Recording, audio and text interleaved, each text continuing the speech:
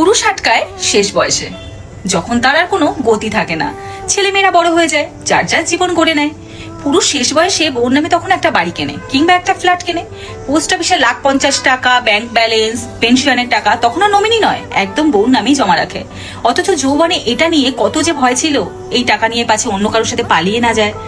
তাই বৃদ্ধ বয়সে পুরুষ আটকায় বউরা চলে, যখন তার বাবা মা পৃথিবীতে থাকে না।